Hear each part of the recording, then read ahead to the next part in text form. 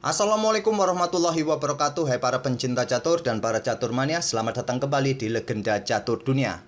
Turnamen Tata Steel Chess 2023 menyisakan babak terakhir nanti malam kawan. Sampai babak ke-12 kemarin malam masih belum jelas siapa yang akan keluar sebagai juaranya kawan, karena masih cukup ketat di posisi teratas. Tapi yang pasti Magnus Carlsen ini sudah tersingkir dari perebutan gelar juara kawan, karena di babak ke-12 bermain remis melawan Praggnanandhaa. Itu membuat sedikit Magnus Carlsen frustasi karena Praggnanandhaa bertahannya sangat bagus kawan. Padahal di awal permainan middle game kawan, Magnus Carlsen ini punya kesempatan untuk sikat pion F7 dengan kudanya.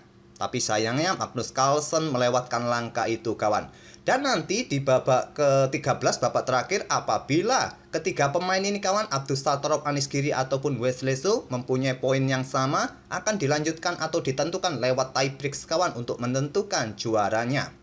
Tadi pagi kita sudah melihat bagaimana permainan cantiknya Praggnanandhaa mengimbangi permainan Magnus Carlsen kawan. Sekarang saya coba untuk mengulas permainannya Richard Rapport melawan Ding Liren kawan di babak ke-12 kemarin malam.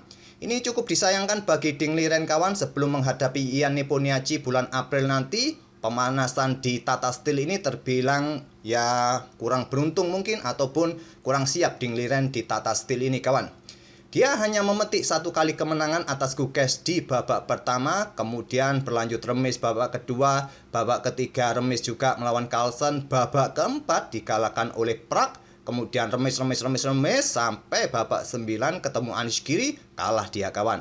Kemudian remis dan ketemu Richard Rapport di babak ke-12, kalah oleh Richard Rapport. Nanti di babak terakhir akan bertemu dengan Fabiano Caruana. Dengan hasil di Tata Steel ini kawan, membuat elo ratingnya Ding Liren ini cukup tajam melorotnya kawan. Cukup tajam, dia kehilangan 22 poin atau 22,8, kalau digenapkan ya 23 poin elo ratingnya jatuh, sehingga sekarang posisinya di angka 2788 di bawah Ian Nepomniachtchi. Otomatis Ian Nepomniachtchi sekarang menjadi pemain terbaik nomor 2 dunia. Tapi ini belum resmi kawan, biasa di live rating, tapi tidak jauh berbeda nanti dengan rilisan FIDE kawan. Cukup disayangkan sekarang dia sudah jauh di bawah 2800, dan seperti yang kalian lihat, hanya Magnus Carlsen lah satu-satunya pemain saat ini yang mempunyai elo rating di atas 2800 kawan. Walaupun dia juga minus kawan 10 poin dari game-game yang dia mainkan di Tata Steel. Oke, kita ke papan analisis dari permainan Richard Rapport versus Ding Liren di babak 12 kemarin malam, di mana Richard Rapport bermain putih kawan, mengawali pion E4 dibalas dengan permainan Sicilia defense, kuda F3, pion D6, pion D4, pion C pukul pion D4, tidak diambil dengan kuda kawan. Inilah serunya kalau kita melihat permainan Richard Rapport, selalu menghadirkan ide-ide atau permainan yang tidak membosankan, selalu ataupun juga sering keluar dari jalur utama, memilih ambil balik dengan menteri. Ini adalah variasi check hover dari permainan Sicilia defense. Dan tentu saja kalau menteri keluar ke peta D4 ini, ya hitam mempunyai tempo dengan kuda C6. Tapi tidak dengan Ding Liren, dia memilih variasi sampingan kawan dengan kuda F6 terlebih dahulu. Pilihan utamanya tadi adalah kuda bergerak ke peta C6 dengan tempo ancam menteri kawan. Saya akan sedikit tunjukkan kalau kuda C6 terlebih dahulu, maka gajah B5 kena pin, gajah D7, gajah sikat kuda diambil balik oleh gajah, kuda C3, kuda F6, gajah G5, pion E6, rokade panjang. Nanti akan sedikit sama dengan diagram yang akan terjadi di game ini kawan. Memang urut-urutannya yang dipilih oleh Ding Liren dengan kuda F6 terlebih dahulu. Kuda C3, kuda C6, gajah B5, gajah D7, gajah sikat kuda C6 diambil balik oleh gajah hitam, gajah G5, pion E6, rokade panjang. Sama kawan dengan diagram yang saya tunjukkan, cuma urut-urutannya tadi sedikit berbeda, di mana Ding Liren memilih kuda F6 terlebih dahulu. Gajah E7, blokade pimpinan persiapan rokade pendek. Menteri mundur kawan ke peta D3 untuk menghindari tempo yang didapat oleh hitam, bermain dengan pion E5-nya. Ataupun juga nanti siap-siap bergeser kawan ke sisi raja nanti jika diperlukan. Menteri hitam A5, lanjut Ding Liren kawan. Dan di sini pion H4, pion H6. Gajah ditarik mundur ke peta D2, dan persiapan mungkin discover di langkah berikutnya. Harus berhati-hati, tapi pion ini juga perlu penjagaan terlebih dahulu. Dingliren memilih menantang pertukaran menteri dengan senang hati di sini diterima oleh Richard Rapport. Selain menantang pertukaran menteri kawan, kuda ini aktif ke petak G4 juga bisa jadi pilihan atau langsung bermain dengan pion E5. Inilah yang mungkin menjadi kesalahan pertama Dingliren, yaitu membiarkan konstruksi pionnya rusak kawan di sisi menteri. Double seperti ini cukup jelek, double seperti ini kawan. Tentu dalam permainan jangka panjang endgame, ya ini akan cukup merepotkan bagi hitam untuk mengawal pion-pion double seperti ini. Benteng D ke E1 terlebih dahulu pion E5, blokade lajur pusat kawan, dan kuda manuver ke H2, persiapan bermain dengan pion untuk membentuk konstruksi yang solid kawan, ataupun mencegah pergerakan kuda yang mencoba manuver untuk incar petak F2 ini, atau nanti juga manuver sampai petak pusat petak F5 juga bisa dilakukan oleh kuda ini. Pergerakannya terlihat seperti itu. Kuda hitam D7 lanjut Dingliren. Kuda F1 sekarang pion F5 tantang Dingliren, ditolak dengan pion F3, terjadi baku hantam kawan. Di sini terlihat Richard Rapport ingin mempertahankan petak pusat kawan, walaupun konstruksi pionnya seperti ini, ya nanti Dingliren siap akan mengadu pionnya. Sekali lagi, kalau terjadi saling adu pion, maka konstruksi hitam nanti juga akan jelek pionnya kawan. Dia akan mempunyai 3 pulau pion. Apalagi di pusat nanti pion terpisah satu, terus double juga di lajur A kawan. Dengan mudah nanti mayoritas pion di sisi menteri ini akan siap menerobos untuk segera bisa promosi. Kita lihat saja apa jadinya. Permainan ini sebetulnya tidak terlalu kompleks kalau kita lihat kawan, karena kedua pemain rasanya tidak terlalu berhati-hati di game ke-12-nya, karena memang sudah tidak ada harapan lagi untuk memetik poin untuk merebut kemenangan kawan di sini. Kuda sedang incar gajah, terlihat kawan juga incar petak G7, di backup Dingliren dengan benteng F7. Pion H5 lanjut Richard Rapport, apakah memberikan tempat bagi benteng untuk segera diangkat naik nanti pertahankan petak E4-nya kawan, ataupun benteng juga siap-siap untuk digeser kembali ke lajur F ini. Kita lihat saja. Dingliren menarik mundur gajahnya ke F8. Langkah ini cukup penting kawan, di mana Dingliren ini sedang mempersiapkan kudanya ambil pion yang ada di petak E4. Nanti ada discover, mungkin kalau nanti putih ini juga melakukan pukulan terhadap petak D6, masih bisa diambil oleh kuda hitam, kemungkinan ambil petak G7 dengan tempo skak juga kawan. Oke, kembali lagi ke langkah aslinya. Di sini memilih kuda mundur ke G3 untuk menghindari discover ini, dan juga tetap memperkuat posisi pion H5, bentengnya juga siap dikeluarkan kawan. Benteng C8, kuda mundur ke D1 kawan, dan di sini benteng ditumpuk di lajur C, persiapan hantam pion. Didahului Richard Rapport ancam benteng agar tidak bertumpuk kawan, digeser oleh Dingliren.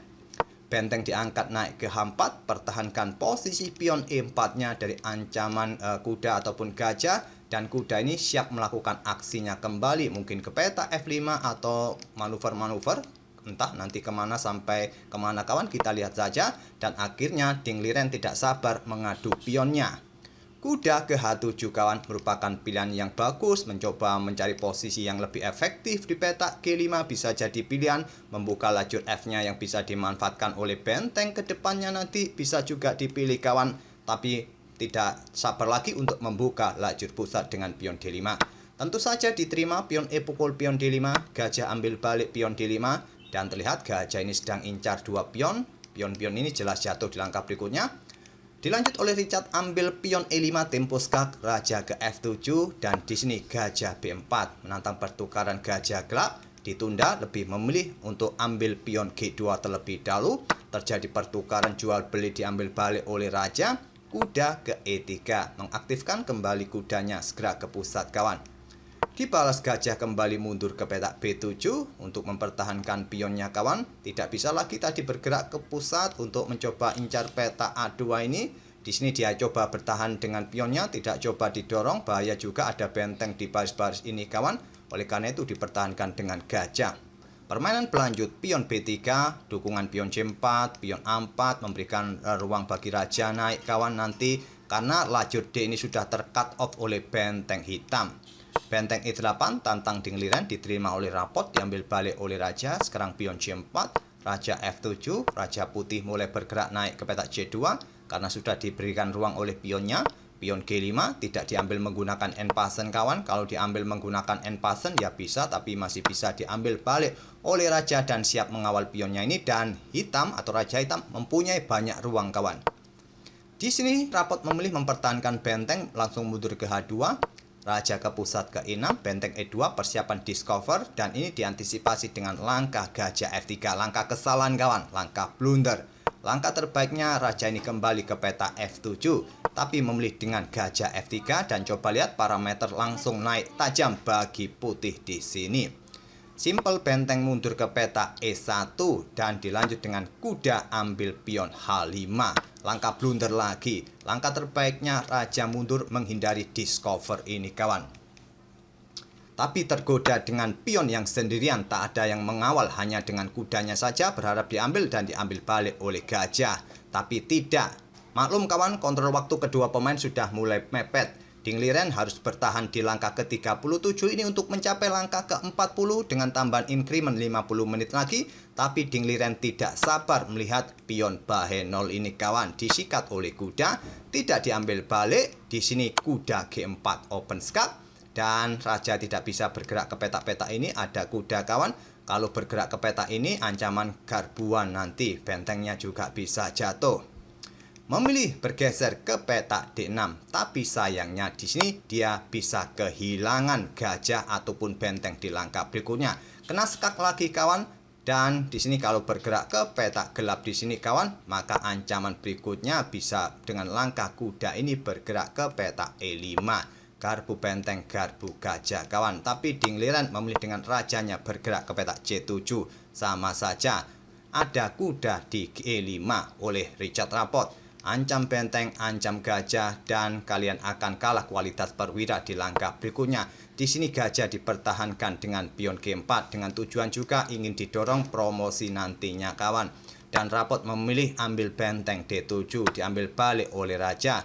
Raja bergeser ke peta D2 untuk mencoba mengawal pion-pion hitam. Di posisi ini kawan di langkah ke-42, Ding Liren menyerah. Jika permainan tetap dilanjutkan masih cukup panjang kawan. Mungkin hitam mendorong pion G3 segera promosi, tapi sulit kawan. Ada benteng yang menjaga, raja pun juga siap bergerak untuk mengawal pion hitam ini. Mungkin gajah ini ditarik mundur ke peta G4 ancam kuda. Simple kuda ambil pion ini kawan, dan sedikit demi sedikit buah hitam akan habis. Sampai di sini tak perlu kita lanjutkan lagi kawan. Kalaupun didorong ya masih ada raja yang mengawal, ada benteng, tak ada masalah bagi putih. Putih menang. Oke, itulah kawan kekalahan ketiga Ding Liren di event Tata Steel Turnamen 2023. Ding Liren sekarang menjadi pecatur nomor 3 dunia. Turun satu peringkat kawan, dan posisinya otomatis tergeser oleh Ian Nepomniachtchi. Dan sudah di bawah angka 2800 kawan. Tepatnya tadi 2788 elo ratingnya. Semoga permainan dari kedua pemain tadi dan ide-ide dari Richard Rapport yang selalu segar kawan, permainan-permainan yang menarik dari Richard Rapport tadi bisa menghibur kalian. Dan kita akan bertemu di video-video berikutnya. Terima kasih. Wassalamualaikum warahmatullahi wabarakatuh.